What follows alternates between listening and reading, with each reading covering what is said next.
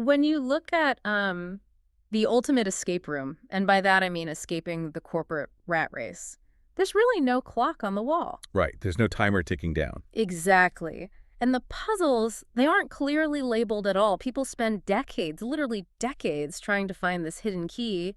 And, well, the vast majority never even locate the door. Yeah, and that's because the door isn't just, hidden behind some secret bookshelf. It's buried underneath asset allocation, compound interest, and honestly, a series of very difficult psychological trade-offs. Okay, let's unpack this. We have a seriously fascinating case study for you today. It's based on a YouTube interview from the financial channel Wint Wealth. Yeah, it features a woman named Radhika Shastri. Right, Radhika. And our mission for you on this deep dive is to completely reverse engineer her exact blueprint, both the financial side and the psychological side. We really want to deconstruct how someone actually beats that corporate escape room to live, her ultimate dream up in the mountains. And I think it's crucial to establish right up front that this is not a fairy tale. No, not at all. Like, this isn't a story about winning the lottery or getting some sudden inheritance. It is a meticulous, almost a masterclass, really, in disciplined financial architecture and highly strategic life planning. Totally. So, to understand how you translate a really demanding 25-year corporate career into a life of just total autonomy, we have to start with the foundation. The literal beginning. Right. Mm. Ratika started her career when she was about 20 or 21 years old, and her starting salary, just 1,000 rupees a month. Wow. Yeah. She moved through sales at a company called Get It Yellow Pages, and eventually she landed at Resort Condominiums International, or RCI. And by the time she finally walked away from the corporate world, her total compensation was over 2 crore rupees. Which is, for context, tens of millions of Yeah, rupees. exactly. Plus stock options on top of that. But I have to admit, I'm a little confused right out of the gate here. How so? Well, how does a starting salary of just 1,000 rupees mathematically scale up to a multi-crore exit? Like, that's a massive jump. It is a massive jump, yeah. But it's a common misconception that your early career salary permanently dictates your lifelong financial ceiling. You really have to look at the macroeconomic environment over the span of her specific 25-year career. Okay, so the timing mattered. Huge factor. We are looking at India's economic liberalization in the 1990s, right? And then the massive corporate boom of the 2000s. She positioned herself in sales and hospitality. Which are sectors that naturally grow when people have more money to spend. Precisely. They are inextricably tied to rising disposable income. So her compensation grew exponentially because she was aggressively climbing the corporate ladder while simultaneously participating in this economic supercycle. Ah, I see. Yeah, and it culminated in those stock options you mentioned, which captured the company's overall valuation growth, not just, her base salary. That makes perfect sense. Yeah. But her initial approach to keeping and actually growing that money was surprisingly conservative, wasn't it? Very conservative. Yeah, like for years, she relied entirely on instruments like gratuity, public provident funds, and fixed deposits. Basically just, government-backed savings accounts and time deposits where your principal amount is completely guaranteed. Which is incredibly common. When you lack formal financial education, you naturally gravitate toward capital preservation. Right, you just don't want to lose what you have. Exactly. You view investing entirely through the lens of loss aversion. You lock your money in a vault because seeing that nominal number go down on a monthly statement is, well, it's psychologically painful. But the problem there is locking your money in a vault barely even paces with inflation. I like to think of it's like trying to drive across the country, but you're stubbornly stuck in first gear. That's a good analogy. Right, like it feels super safe, the engine is roaring, you feel in control, but you're moving at 10 miles an hour. You'll never actually reach your destination before you run out of gas. Right. Or it's like building this massive, super secure reservoir, but completely ignoring the slow, invisible leak that is just draining your purchasing power year after year. Yes, exactly. What's fascinating here is how she actually addressed that blind spot. Yeah, she didn't just guess. No, she didn't just casually read a blog article and start picking random stocks. She recognized her own knowledge deficit, and she hired a professional advisor. Which is such a huge step. It really is. Yeah. And that advisor catalyzed a fundamental shift for her. She moved to a much bolder 70-30 equity-to-debt ratio. Okay, let's drill down into the mechanics of that for a second. So putting 70% of her money in the stock market, which means she's accepting high volatility for higher potential yield, and leaving just 30% in those stable debt instruments. Correct. How does someone who was previously so risk-averse mentally handle having 70% of their life savings swinging wildly with the daily market? Well, she established a strict, non-negotiable behavioral rule for herself. She never, ever withdrew money during a market low.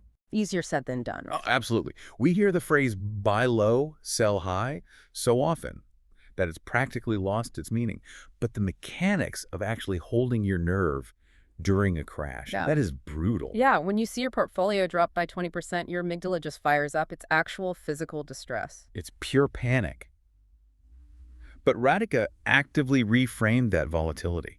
She explicitly viewed that emotional discomfort, the pain of a market dip, as the necessary toll she just had to pay for long-term compounding. She just paid the toll and kept driving. And then, as she got closer to actually pulling the ripcord on her career, she inverted that entire strategy. She went Ulta, as she calls it. Right, Ulta. She shifted to a 30-70 mix, so just 30% in equity and 70% heavily incorporating stable debt and real estate. Which is just the absolute textbook definition of managing sequence of returns risk. Unpack that a bit for us. Sure. So when you're 20 years away from needing your money, a severe market crash is really just a blip on the radar. You have time to recover. You just wait it out. Exactly. But when you are only 2 years away from retiring, a massive market crash can permanently destroy your entire withdrawal strategy. Because you have to sell off so many more shares just to buy groceries. Precisely. So by moving heavily into stable assets and real estate as her timeline shrank, she was essentially building this massive firewall around her future lifestyle. Okay, so once that financial firewall is built and the engine is running smoothly, you have to actually figure out where to deploy the capital, right? You have to pick your destination. And that requires a totally different strategy. Yeah. She describes herself as a hill person. She was actually born and raised in Dehradun up in Uttarakhand. So the obvious easy move is to just pack up and go back home, right? You would think so.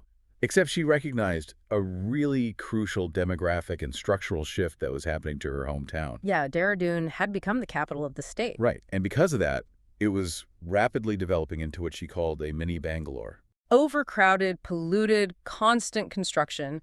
Literally the exact corporate adjacent chaos she was trying so hard to leave behind. Exactly. She definitely didn't want to walk that path again. So she starts scouting other hill stations. She looks at Coorg, Yurkod, Kodaikanal, and she finally lands on Cooner, down in the Nilgiris.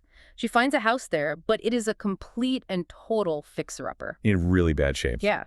And she drops 1.3 crore rupees on it, which at the time was a massive premium for a rundown place. I really have to push back here. Okay, let's hear it. Dropping a massive premium of 1.3 crore on a property that needs tons of work, right as you're about to completely sever your primary income stream. That sounds incredibly risky, like a severe miscalculation. Is that actually a smart move? Well, on a purely superficial spreadsheet level, it certainly seems counterintuitive, I'll give you that. Right, it looks like a terrible idea. But if we analyze this through the framework of unalterable versus alterable assets, it is actually incredibly shrewd. Unalterable versus alterable. Yeah. Think of it like buying software architecture. You can always rewrite the front-end code, Right. right? The colors, the buttons, the interface. So it's cosmetic. That's relatively cheap and easy. But you cannot easily rewrite the foundational database logic once the entire system is deployed. Ah. So she's looking at the physical house itself as the front-end code and the geographical location as that foundational logic. Precisely. Drawing from her decades in the hospitality industry, she knew that you can always rip up floors, you can knock down walls, you can update the plumbing. Those are the alterable assets. Exactly. But you cannot buy a new sunrise, you cannot alter the geography to create an uninterrupted view of a cliffside. She paid that 1.3 crore premium exclusively for the unalterable asset, which was the geographical positioning. Oh, wow. Okay, that makes a lot of sense. And she also applied a very specific practical filter to that positioning, too. She deliberately bought a property on a cliff, yes, but she made sure it was situated just off the main road. Yes, because living at the absolute peak of a mountain is a tourist's fantasy, but it's a resident's total nightmare. Right. You take a photo from the peak and it looks amazing on social media, but when a pipe bursts at 2 in the morning or you need to haul a week's worth of groceries up a steep dirt incline in the rain, that isolation becomes a massive daily liability. It really does. Getting workers to come all the way up for basic repairs becomes nearly impossible. It just highlights the difference between romanticizing an escape and pragmatically designing one. She secured the dramatic, sweeping view, but she kept the logistical sanity of actual road It access. was a very calculated compromise. Okay, so she secures this unalterable asset. Then she spends about 25 lakhs, which is 2.5 million rupees, renovating the alterable parts of the house. Hmm. She carves out space for this massive, beautiful garden, and in 2016, she officially leaves Bangalore behind. The escape is complete. The escape is complete. But here is where the narrative usually stops in the movies and where real life gets actually terrifying. The morning after. Exactly. You wake up on day 14 of your permanent vacation. You look out at your beautiful, unalterable view, and you realize the total absence of structure is just deafening. Oh, absolutely. The psychological void of early retirement is a highly documented yet rarely discussed phenomenon. It's the danger of the void. Yeah.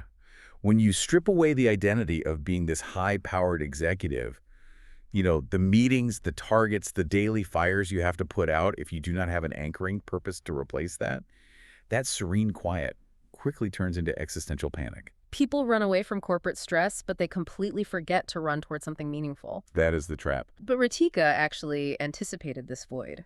She needed something meaningful to stay engaged, so she decided to build a cafe right there in her backyard. A literal backyard project. Yeah. She envisioned the space where guests would have to walk through her private blooming garden just to enter. She visualized a viewing deck, a closed glass space to protect from the Nilgiri rain and cold, and a kitchen tucked below. And she designed the whole thing in her head without an architect. Which is incredibly ambitious. Super ambitious. She spent roughly 35 to 40 lakhs setting it all up, leaning heavily on her former hospitality colleagues for advice on the equipment. But building a personal vision in your backyard is very, very different from legally operating a commercial entity. Yeah, and here's where it gets really interesting. She had zero background in the actual food and beverage business. Not all. So she suddenly finds herself knee-deep in acquiring commercial food licenses, navigating the local electricity board, managing health department clearances. Why in the world would you methodically plot this grand escape from the stress of a corporate boardroom, only to willingly dive headfirst into the notoriously stressful bureaucratic nightmare of running a restaurant? If we connect this to the bigger picture, it forces us to completely redefine what retirement actually means. Okay, redefine it how? Well, retirement is not the elimination of stress. That is a biological and psychological myth. Humans need some stress. Yes, humans need a degree of friction and challenge just to find meaning in life. Retirement is actually about achieving the financial sovereignty to choose your own stress. Choosing your own stress. I love that. So the fundamental difference is just autonomy. Exactly. In her corporate life, the stress was dictated by external forces, right? Yeah. Shareholder demands, quarterly targets, organizational politics. Things she couldn't control. Right. But the stress of haggling with an electricity inspector for her own 12-seat cafe, that is a burden she voluntarily assumed. It is friction in service of her own localized passion project. It's a hurdle on the path to her specific dream, rather than just a hurdle for some faceless corporate entity. Precisely. And her passion project totally worked. She named it Café Diem, which, by the way, is a brilliant name. Very clever. Her goal was to make it a mandatory destination for anyone visiting the Nilgiris, starting with just those 12 covers or seats. And she succeeded. Word spread through Kunur, and it evolved into exactly the cultural staples she envisioned. It became a real destination. It did. But let's be real. A 12-seat cafe, no matter how critically acclaimed it is rarely enough to bankroll the ongoing maintenance of a cliffside estate and a really high-quality lifestyle. No, the math on a 12-seater just doesn't support that alone. Right. So we have to look at the underlying math of her whole setup. How does she actually sustain this operation today, years later? This is where those decades of compounding, her strict discipline, and her management of sequence of returns risk really prove their worth. Today, Radhika has built a financial corpus of over 10 crore rupees. That's essentially 100 million rupees. Yeah. And to live, she withdraws roughly 50 lakhs a year. Which works out to roughly a 5% annual withdrawal rate. So what does this all mean? Let's look at the actual mechanics of it. I like to think of her 10 crore corpus as a golden goose. Okay, the classic golden goose. All right. She only takes 50 lakhs worth of eggs each year to live on. She leaves the goose itself completely intact, letting the rest of the eggs hatch to grow her overall wealth even further. Or another way to look at it, it's like a massive hydroelectric dam. The reservoir model. Yeah. The water stored in the reservoir is her principal capital. Every year, the market returns the dividends, the interest, the equity growth. All of that acts as the rainfall that naturally replenishes the reservoir. And by only opening the spillway to let out that 5% her 50 lacks, she is carefully matching her outflow to the historical average inflow. Exactly. The water level basically stays the same. This raises an important question, though, regarding how many people fail to plan their withdrawal rates properly. The mathematical discipline of that 5% withdrawal is absolutely crucial. She isn't just liquidating her core assets at random whenever she wants to buy something. She's on a strict budget. Yes, she is living off the momentum of her wealth. The printable reservoir remains structurally intact. And honestly, there's a profound psychological security that comes from living off partial returns, knowing your underlying capital is not dwindling down to zero. Let's break down exactly how she allocates that 5% outflow, those 50 lakhs. About 30 to 35% covers the operational overhead of the estate, the daily running of the home, paying her staff. The baseline living costs. Right. Then another 30 to 40% is dedicated strictly to travel, which is something she clearly values highly. The experiential goals. Exactly. A portion is routed to charitable causes, and whatever is left over from that is meticulously reinvested to capture even more compound interest. It is just a highly optimized, beautifully balanced ecosystem. She has isolated her fixed living expenses, she's funded her experiential goals, she's integrated philanthropy, and she still maintains a reinvestment buffer against future inflation. It's bulletproof. And this outcome is not an accident. It requires rigorous, long-term architecture. Which brings us to her ultimate advice for the audience. Her central thesis is just unambiguous. You cannot casually stumble into a life where you run a hillside cafe and travel the world. It doesn't happen by mistake. No. Dreams of scaling mountains or crossing seas, they mandate aggressive, deliberate financial planning in your 20s and 30s. You must invest in the right financial instruments at a young age if you ever want to realize those dreams later. Because hope is not a financial strategy. You have to build the engine before you can steer the vehicle.